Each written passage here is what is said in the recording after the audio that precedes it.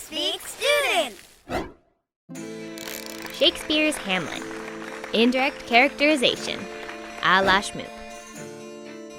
What is indirect characterization, and how does Shakespeare use it to describe his main characters? Direct characterization is when we're explicitly told things about the characters. Indirect is when we're forced to kind of infer things based on their actions. And mystery, like the mystery behind what people actually think and feel, runs throughout the play. So, for example, what do we know about Hamlet? Not that much, really. We know that he's interested in going back to school, kind of thinks of himself as part of the world of ideas still. He's definitely angry at Claudius, but he doesn't know if Claudius did it or not.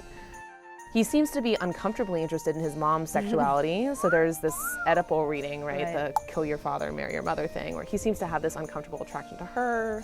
Don't really know how he feels about Ophelia either, right? We know that he seems to be getting along with her, and then over the course of the play, he starts getting really nasty to her and kind of shaming her.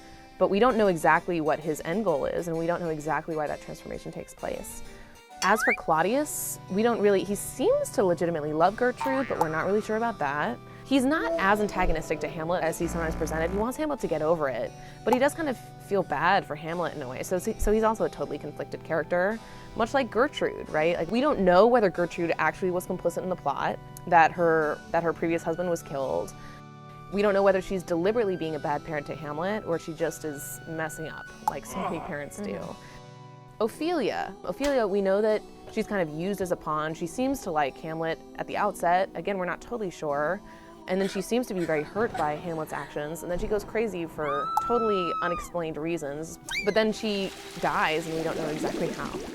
Right, so all these are the main characters in the play, and we're just not given clear descriptions of what they think and feel, even though they sometimes give us soliloquies.